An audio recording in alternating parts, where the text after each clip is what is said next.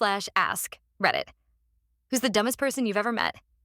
It's not uncommon as a teacher to have students who are a bit behind the curve in certain aspects, but 99.9999% of the time they're keen on something.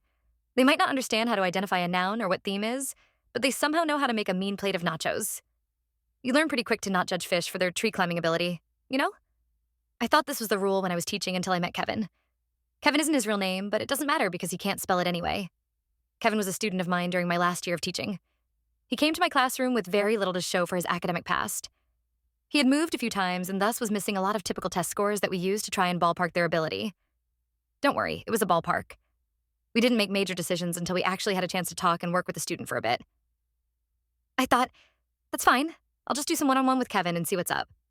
One-on-one with Kevin was like conversing with someone who'd forgotten everything in a freak, if not impossible, amnesia incident. There was no evidence that he had learned anything past the second grade. And now he was in ninth grade. Flabbergasted, I figured we needed to get more serious with this. If he was going to be in my class, I needed to know why and how. I decided to meet with him, his guidance counselor, his parents, and another teacher to see what was really going on. This is where it all became clear. It was by some incredible fluke that his family hadn't been wiped off the face of the earth years ago. Odds are his entire heritage was based on blind luck and some type of sick divine intervention that saves his family every time a threat presents itself. Kevin was the genetic pinnacle of this null achievement. Even my instructional lead, a woman who could find a redeeming trait in a Balrog, failed to see any reason this kid or his family should be alive today. So here's a list of events that made it abundantly clear that God exists, and he's laughing uncontrollably. Kevin frequently forgot where class was. On more than one occasion, I had to retrieve him from other classrooms. Kevin ate an entire 24-pack of crayons, puked, and then did it again the next day. This is ninth grade. I have no idea where he got crayons.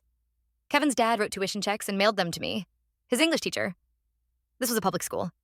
When I gave it back to Kevin, voided, to give to his dad with a brief note explaining that this is a public school, Kevin got in trouble for trying to spend it at 7-Eleven after school. Kevin was removed from the culinary arts program after leaving a cutting board on the gas stove and starting a fire. Twice, Kevin threw his lunch at the school resource officer and tried to run away. He ran into a door and insisted it wasn't him.